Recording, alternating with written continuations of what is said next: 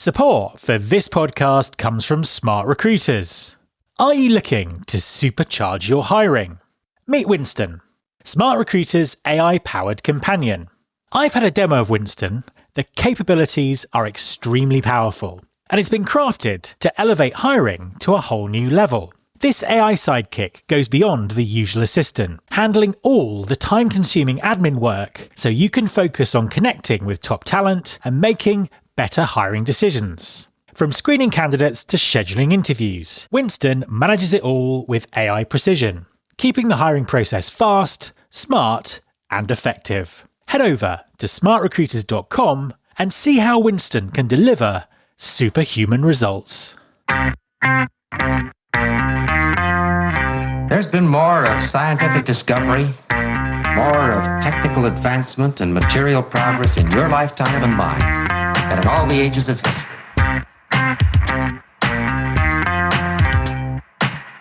Hi there, welcome to episode 666 of Recruiting Future with me, Matt Alder. Employer branding is often misunderstood or undervalued, especially in the current landscape of shrinking budgets and rising expectations. However, in today's competitive environment, the ability to measure and communicate the value of employer brand is more critical than ever. So, how can employer brand professionals quantify their impact in ways that resonate with the C-suite? What strategies can they adopt to ensure their work aligns with business goals, drives meaningful results, and operates at the right level of sophistication? My guest this week is Ben Phillips, Global Employer Brand Lead at Booksy. Ben explains why ROI conversations must be grounded in financial outcomes rather than vanity metrics, and highlights the importance of aligning employer branding with the strategic priorities of the business. Drawing from his experience across consumer marketing, recruiting, and culture transformation, Ben shares practical approaches for demonstrating the tangible business value of employer branding. Hi, Ben, and welcome to the podcast. Hi, Matt. Thanks for having me. How are you? I'm very good, thank you. It's very cold here, but other than that, I'm very good. And it's an absolute pleasure to have you on the show. Could you just introduce yourself and tell everyone what you do? Yeah, certainly. It's a pleasure to be here, Matt. Thank you. I feel like I've always wanted to say lifetime listener, first time caller. So thank you for giving me the opportunity to do that. So who am I? What do I do? Hello, everyone. My name is Ben Phillips. I am currently the global employer brand lead for a company called Booksy, who are a marketplace for the health, beauty, wellness industry, where businesses can set up kind of shop fronts within the app and people could book appointments, and there's lots of other things that go on in there. And a bit about my background. So in the smallest nutshell possible, I fell out of university with a marketing degree, had debt, didn't know what I wanted to do. A career in marketing may have been a good idea, but I blame my parents for a lack of direction in my life. And I fell into recruitment. And I did that for several years. It was meant to be a couple of years to pay off debts, but I was okay at it. And 8 years later, I was still in there. And then I went in-house doing recruitment, which evolved into learning and development. And then throughout my career, I've also been very fortunate to kind of swim in the waters of L&D, leadership development, culture transformation, which will be a thread throughout this conversation, I think, Matt. But I've also had several years in consumer marketing. When I was at Tesco, in a couple of opportunities there in global roles, UK roles, and I left there when I was the manager of their social media team for F&F, their clothing range, or Florence and Fred for your more mature UK-based listeners who may remember when they were Florence and Fred. And then I've worked in digital companies, SaaS, Hootsuite I spent some time at. So internal, external, client side, agency side, SaaS vendor side. And I'm fortunate now to be in a role where I'm hopefully have the opportunity to tie all those threads together and help them engage employees and attract future talent into the organization. It's always really interesting talking to you because you've got such a varied background across lots of different bits of communication and marketing for, some pretty big companies and some kind of, growing brands as well. So it's been a a pretty tough time in employer branding in the last couple of years, as I'm sure everyone will agree. And I think one of the things that we sort of always seem to talk about when we talk about employer brand, this podcast, is the issues with measuring and communicating, ROI around it. What is it that people get wrong about this, and how can you communicate the ROI of employer branding, what it is, what its value is, in a way that kind of really resonates at the top of the organization? Yeah, thanks, Matt. That's a really big question. How long do we have? So ROI, yes, I do tend to bang on about this topic quite a bit, actually, as you may have seen from my LinkedIn activity. Let's take it back, right? So the context, as always, is incredibly important. There's many ways to answer this question depending on what context you're in, and I'm very conscious that what I'll go through today may resonate with some because they will be able to relate to the context, but may not relate to others. So apologies if you're in the latter camp. I think let's take a step back. What do the C-suite typically care about? And it's 5 things, which if you've heard me talk before, you may have heard me say. It's basically, you boil it down to, are we making money? Are we driving revenue top line? Number 1. Number 2, are we driving down costs to maximize profit margins? This is obviously for commercial organizations. Are we acquiring new customers? Are we retaining existing customers and getting them to spend more? And are we doing all that whilst mitigating risk? And a lot of it is financially based. So the first thing about ROI, what do people get wrong about ROI? If you're having a conversation that doesn't include something financial, you're not having an ROI conversation. Because I see people talking about, and I've been at events where the poor people on the stage get a question from someone cocky in the crowd that says, well, what's the ROI of employer branding? And they go on to talk about media metrics and other things that have no financial. And you see people getting frustrated in the audience, or maybe that's just me. So it has to start there. It has to be financial. And how do you talk about it in a way that resonates with the C-suite? It is just that. Now, the challenge is trying to predict future ROI, because it's easier sometimes to do retrospectively, right? You do an activity, you analyze how it performed, and then you can kind of shoehorn an ROI metric into it. But ROI in itself is a very simple calculation, and apologies to those. I'm very aware of, teaching in the UK, we say teaching people's grandmothers how to suck eggs, i.e. people may know this already, but for those that don't, if you look up ROI and you're looking at it from the context of a financial professional, when you're taught finance, it is a simple calculation. It's gain from investment, take away cost from investment over cost of investment. And the answer shown is a percentage. So we invested X £100, we returned Y £100. You divide those together, and it will say whether you're negative or minus or positive percentage as your ROI calculation.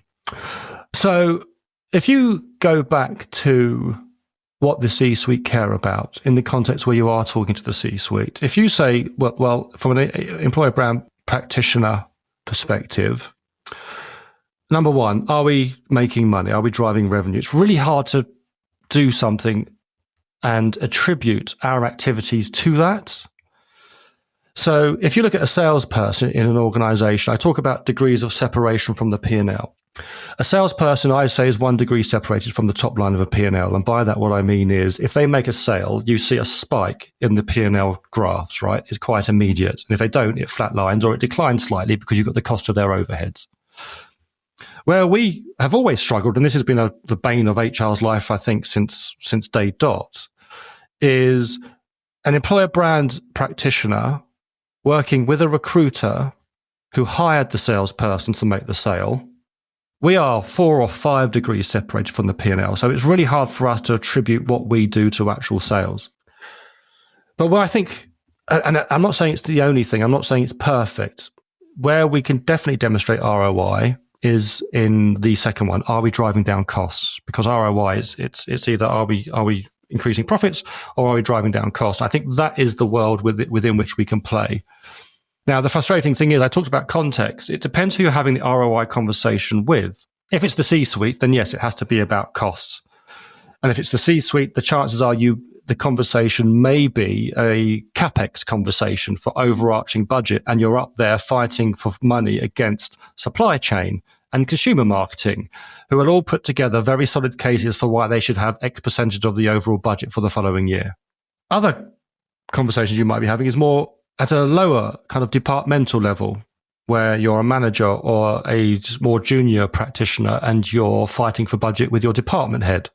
And that depends who you report into. So that might be a conversation with the head of TA or the HR director. And they've got budget. They've had the CapEx conversation with the C-suite. And now they've got a pool of budget for the department. And now you've got to justify the budget that you want.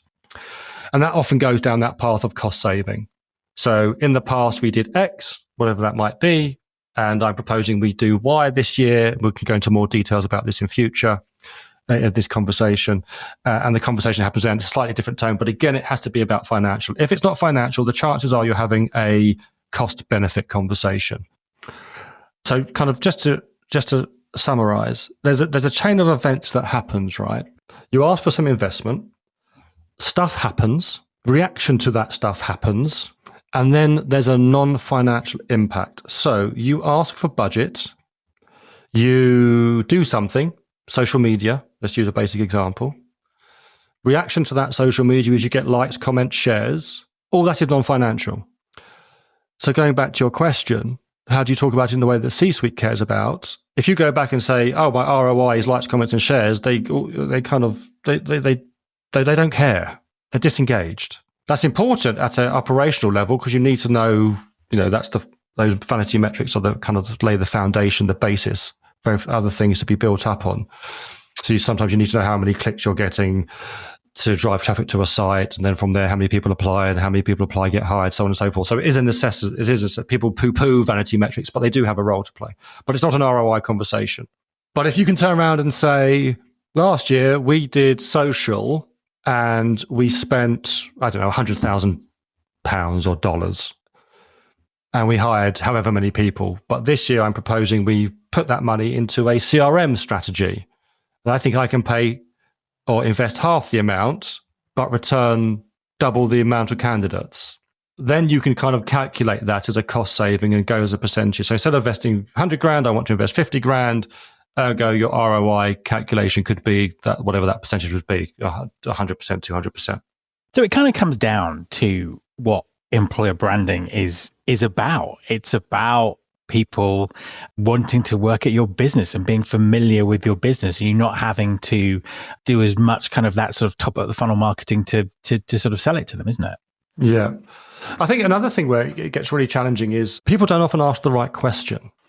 And that question is, what's the ROI of employer branding? Which I get where the question comes from. I get why it's asked, but the question itself is too broad. What's the ROI of employer branding? What? All of it? I remember someone once asked me what the ROI of the internet was. It's a kind of a similar question. Yeah. Well, what do you mean specifically? Are you talking about content? Are you talking about?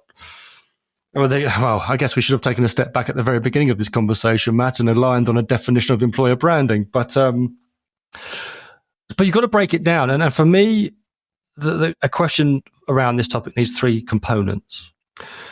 Number one, obviously, I've talked about it already. It has to include something financial. That's a given. It also has to be activity specific. And finally, it has to be time bound. So what do I mean by that? Instead of asking what's the ROI of employer branding, a better question to ask might be, what would be the ROI of diverting, I don't know, let's say media spend into an advocacy strategy Q1 and 2 2025. So spend is the financial element. Activity specific, you're going to take it from media maybe and put it into advocacy to see if you can achieve the same reach and engagement through your people versus paid ads. And it's time bound. You're going to do a trial in this first half of 2025.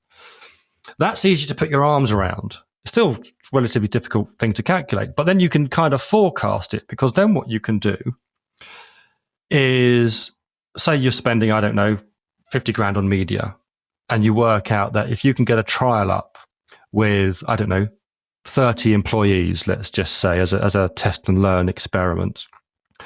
And then you work out, like I've done in the past, that your particular audience, on average, they have a certain number of followers. So let's say you're going to focus primarily on LinkedIn. Let's keep it simple, and that you establish that those 30 people on average will have, let's say, 500 connections and 250 followers. So let's say an audience of 750, basically. And then you can start working out, you can dissect it and go, well, what's the average reach from a personal profile? Don't know what it is now. I haven't looked in the last few months, but last time I looked, I think it was from a personal profile, it's about 3% of your audience see your content. If it's a branded, it's less than 1% now, I think, if it's a company page.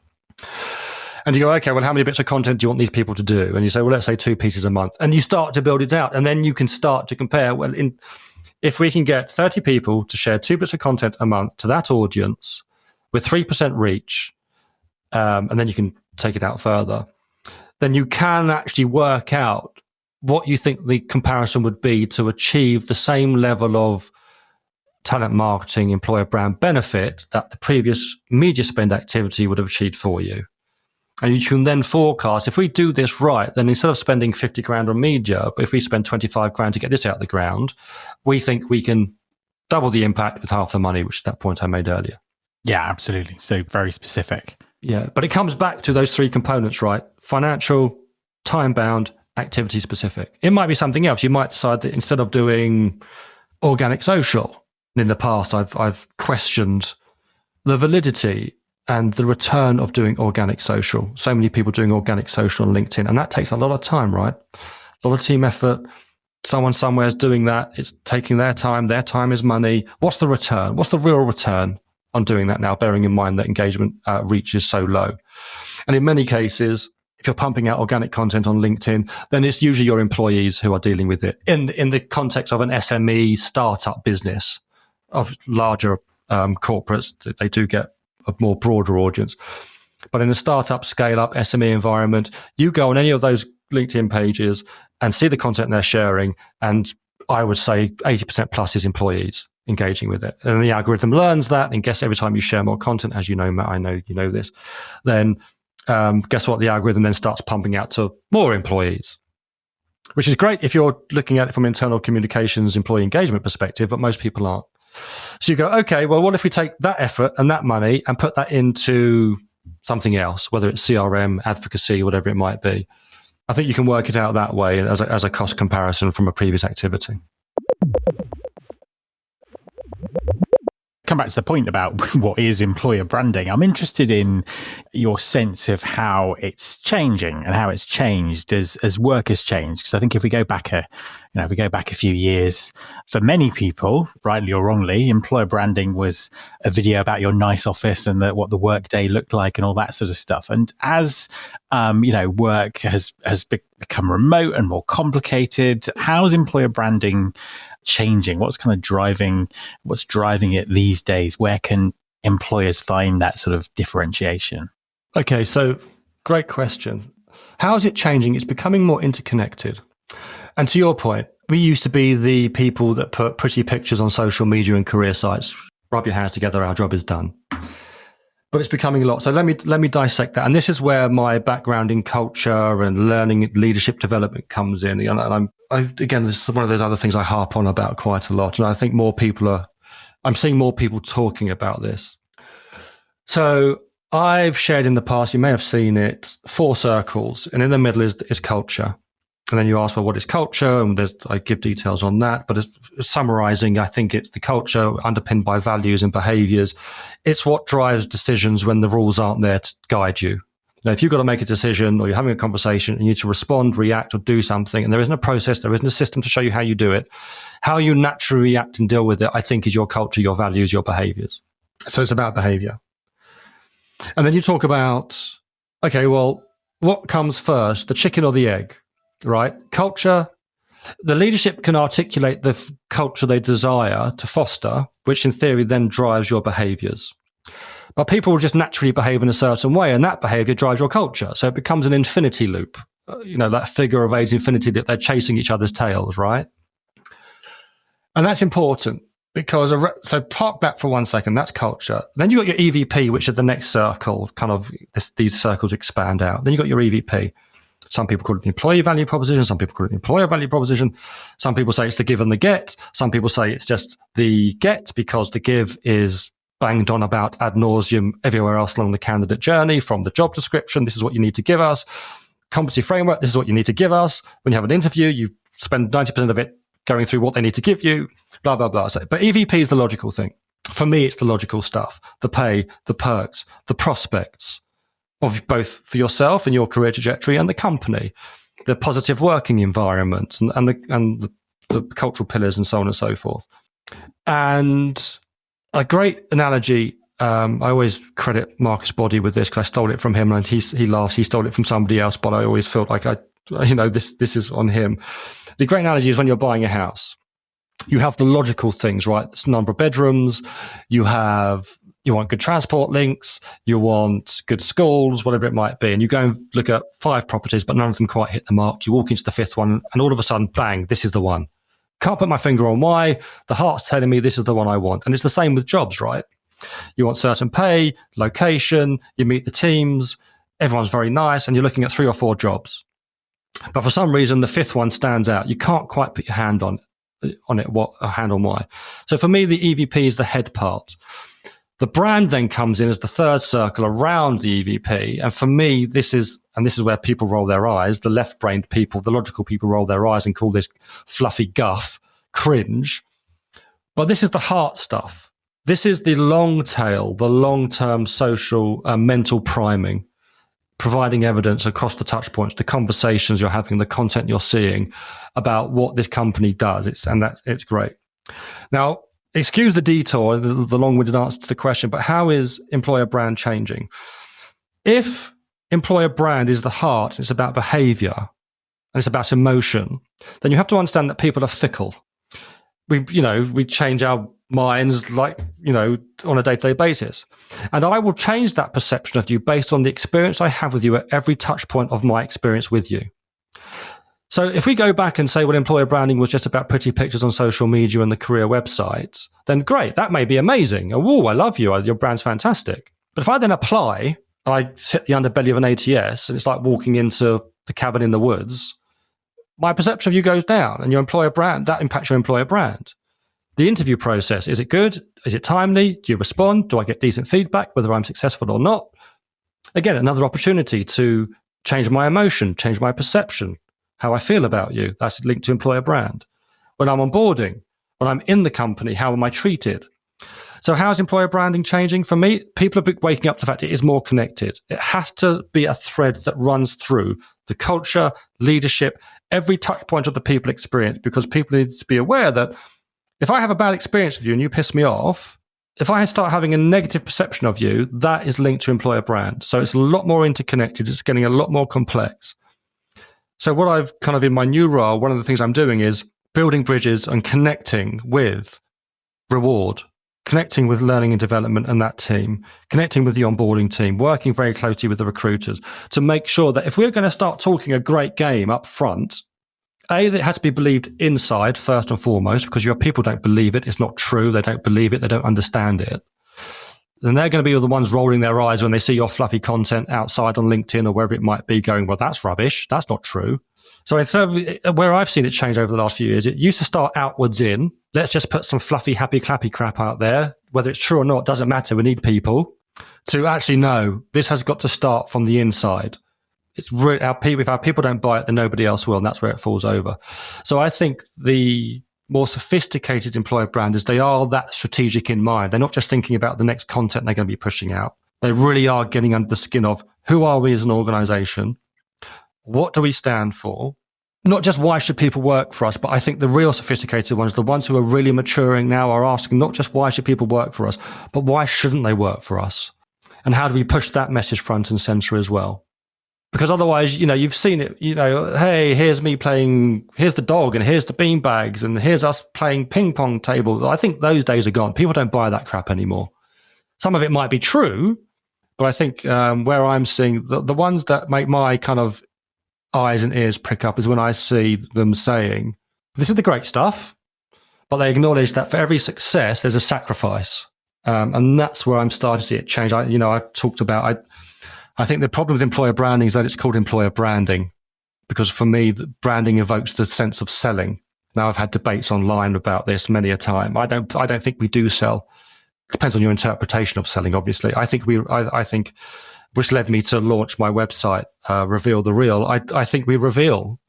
And if you can do that in a balanced way, the good and the bad, the rough with the smooth, then it's not a case of selling. It's like, this is who we are. This is where we're going. If you want to join the ride, hop aboard. But if you don't, then please don't. No sell, because the chances are you're going to join, you're going to hate it here, and then our attrition numbers are going to go up, which is a problem. Yeah, absolutely. I think that's such a brilliant insight into what it should be about, what it should have always been about. And I suppose it leads on nicely to the next question, which is, are employers approaching employer branding with the right level of sophistication, or are we still, in the days of pretty pictures, or in this case, probably pretty videos? And I suppose that the caveat around that question is, as I sort of said right at the start, it's been a very sort of tough 2 years for people working in employer branding, with budget cuts and resources and all those kind of things. So, are people being strategic enough about this? How can they be strategic at a time when, budget and resources might be at a premium? It's a hard question. From what I'm seeing, using LinkedIn as my point of reference, there's still, I think, for many companies, a long way to go in terms of having that more mature, that more balanced conversation. Now, I get it, right? In larger corporates, it's very difficult to do because you've got the nervousness of, you've got lawyers and corporate comms. You can't say that. And it's educating them around. Look, it's not about being negative. It's about being realistic. So I see lots of people that, you've got the buzzwords where innovation and collaborative, and you might be those, but how can you do it differently? When I speak to people, I mentor a few people, they're talking to me about, what content they should be doing, and it's content first as opposed to, well, who are you first? So that's an indication of, is it sophisticated enough? I think there's a long way to go, but I appreciate that I'm not exactly working off a representative sample to answer that question. I think, so what I'm seeing on LinkedIn, in some cases, yes. And the conversations I've had recently, and the conversations I'm having internally with my teams, I think one of the challenges you have to do when talking to senior leaders is they think of employer branding and talent marketing in the similar vein they do consumer marketing and consumer branding. And that's where that strategic conversation needs to happen. And I'm having it right now, actually, where they think, we need more traffic, or what's the strategy, whatever it might be. And it comes down to, I think a lot of people are still doing lots of stuff without asking the questions, why are we doing this?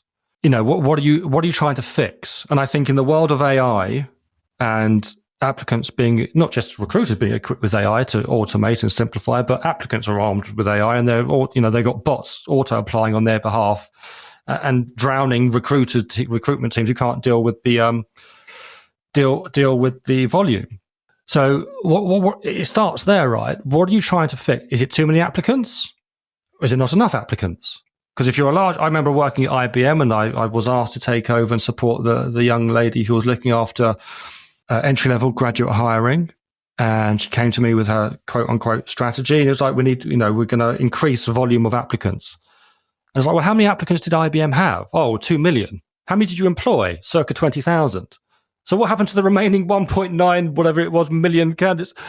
So you need to turn the blooming tap off, not turn it on.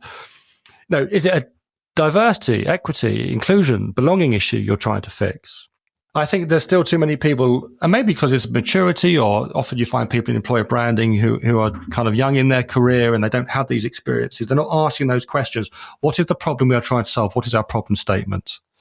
It could be, are you not known in certain markets? Like, Booksy, we've got expansion plans in certain geographies and we're not known. So that's a challenge. How do we fix that?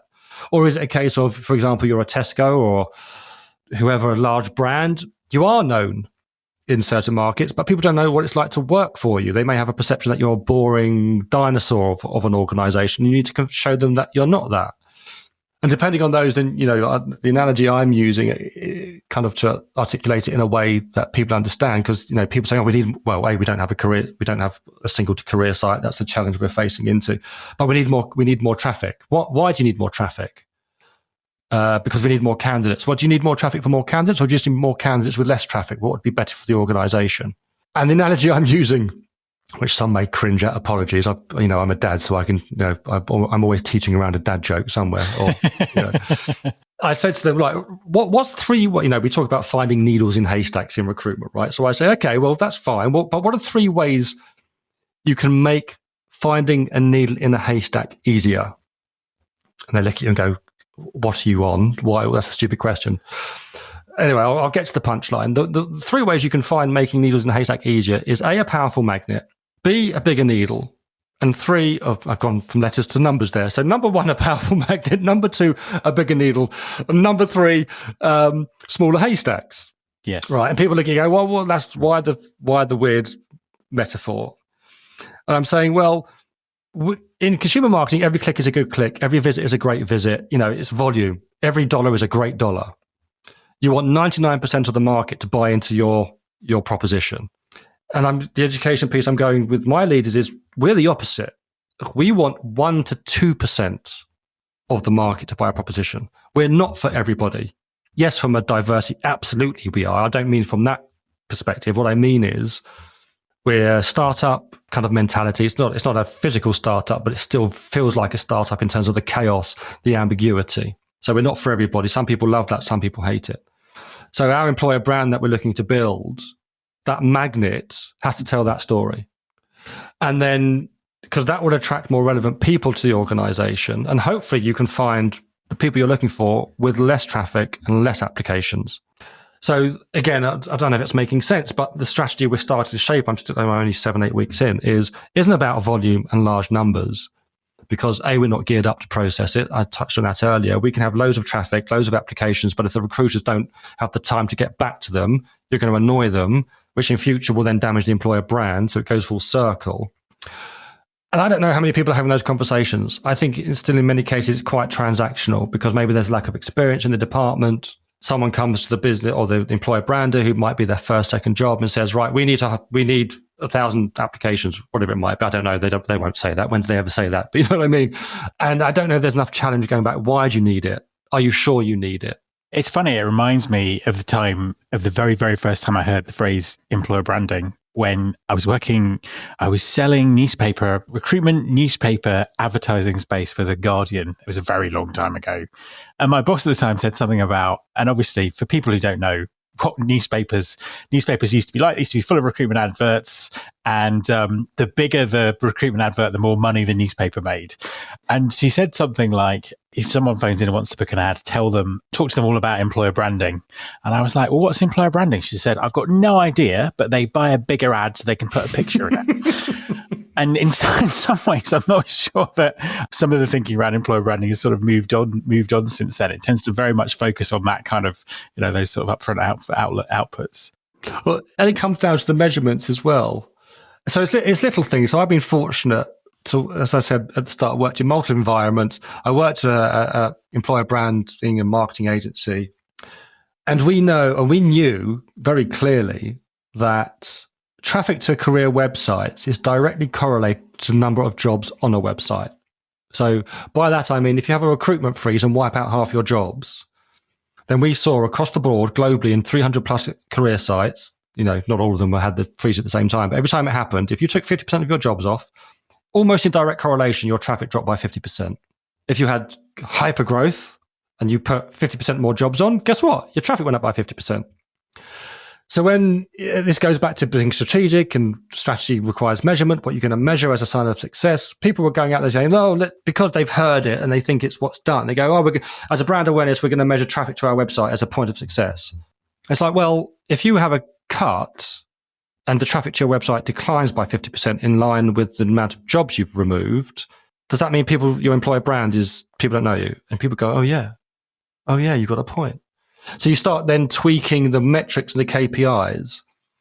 And in the previous life, we went from kind of that absolute, hey, let's just measure traffic to the website as a sign of career, either awareness or intent. And you looked at traffic as an average traffic per live jobs. So if every job on the site, on average, you're getting, 100 visits, then that should roughly remain the same. whether you've got 50 jobs or 1,000 jobs, if each job is getting that many visits. But it's just having that understanding, that knowledge, that and knowing those data points and having that insight, that not just setting a strategy of what are we trying to achieve, what's the problem statement we're trying to resolve, but it's then going back to go, okay, making sure you've got the right measurement framework in place. Yeah, absolutely.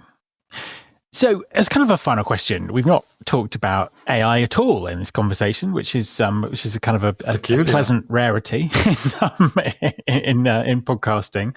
What do you think the future holds? What part does AI play in all of this? Just give us sort of a quick sense of where you think things might be in a few years' time. I think the need for human augmentation is going to remain paramount. Human and AI augmentation. Because we have a massive issue with trust globally. If you look at the Edelman Trust Barometer, they bring out their trust report every year, and it doesn't look great, especially in the West. Trust in governments, trust in media outlets, trust in corporations. They are all going in a downward trajectory at an increasingly alarming rate. And we're already seeing it, right? And we talk about trust, and one of the buzzwords in employer brand, prepare to be sick in your mouths, everyone, is authenticity. And increasingly, because I spend a lot of time playing with these AI tools, as I'm sure you do, Matt, I can often spot when copy has been written by AI. One of the, you've got telltale signs. If it says "let's dive in," AI wrote it. Dive in is always it's the number one. It's the number one. Yeah.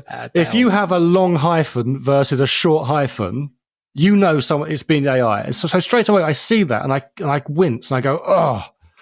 Did you write this or did AI write it? So that whole trust, that human thing is going to be, you're almost going to have to spend more time proving that it is human, which I think is where it's going. And even in your writing, then there's the automation piece, because you can't talk about AI with automation. They go hand in glove. So I do think things are going to become more efficient, but there's the watch out with that. It's not just about chucking out volume of content if that content is shit. And it's very easy to do. Now, I go on TikTok a lot. I probably spend far too much time on TikTok for a middle-aged man. My kids tell me it's not cool. And in fact, they don't use the word cool because they are cool. But everyone makes it so easy. Oh, hey, do this AI, layer this AI tool with that AI. It's so easy. And then I go, okay, well, let's give this a try. It's never that easy. You've got to be quite technical. So I see that changing. I do see it becoming more plug and play, more like the Apple experience, where out of the box you can just do it. And I also see, and I'm doing this myself, I've done it myself already. I if anything, I'm not just in this space, I do worry for SaaS startup vendors. I'll tell you what I've done myself. Someone gave a demo of their product in the employer branding space. It's something I had done with Party Rock, which is, if your listeners haven't heard of Party Rock, go and have a play. You can build AI apps very easily. I think it's AWS owned, Amazon owned, and you can go and program and build your own apps. The difficulty being you don't own it, and you can't upload sensitive information because of security concerns. But you can go and have a play. So anyway, evolving from that was last year. This year, what I'm now doing is playing with this. So I saw someone give a video of their product, and they were very chuffed about it. It automates the whole process from writing job ads. You take a few keywords, it writes the job ads. It helps you write the advert because you can program it almost with your employer brand and your EVP and your cultural messaging. So it almost creates a very small language model, which then feeds off to create your content, and it spits out a social post, it spits out your job ad, it spits out talking tracks for your recruiters and sources to do outreach with. It does it all automated. And I started doing this with Party Rock last year, but they've built this thing. I thought, that's cool. I went to YouTube, got the transcript. I put the transcript into ChatGPT and I said, build me an RFP. Listen to this video and create me an RFP for this product, please. And it did.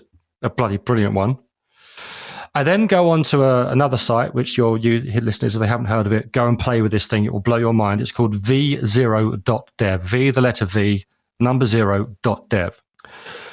And I took the RFP from ChatGPT and I uploaded it into v0.dev.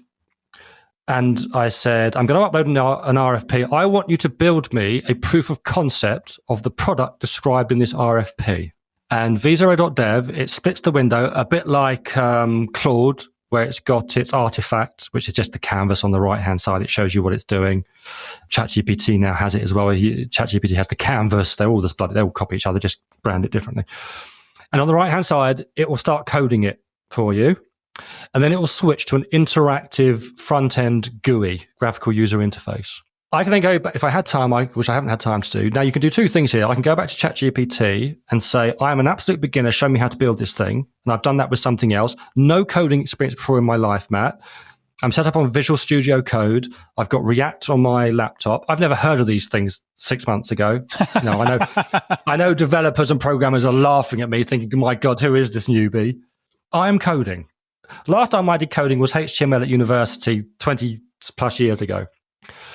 But I don't have time to do that. But what I can do is go to one of our however many hundreds of developers I've got in Booksy and say, here's the code. Well, I built this. I don't know how to deploy it. I don't have time to learn how to deploy it. Can you build this for us internally? And they'll go, yeah, give me 3 days. That is both exciting. And if I'm a SaaS startup, that is incredibly scary. I don't think those guys have long. Sorry to, because if I can do that in like a couple of hours with no coding experience, developers who know what they're doing with this stuff and who can deploy it and see it through end to end, give them 5 days, they could take anything that anyone's built and replicate it. It's a fascinating point. In fact, it's probably a whole new podcast around that.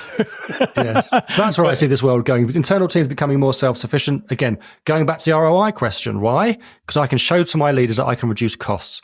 You used to spend 50 grand a year for a license on that thing. I think I could code a proof of concept in a week with no experience whatsoever. I know how to use AI. And then can I borrow one of your or two of your developers for 10 days, 5 days to build it in-house, and we build our own one? No, absolutely. I think it's we live in interesting times. Ben, thank you very much for joining me. Thanks so much, Matt. Appreciate it. My thanks to Ben. You can follow this podcast on Apple Podcasts, on Spotify, or wherever you get your podcasts. You can search all the past episodes at recruitingfuture.com.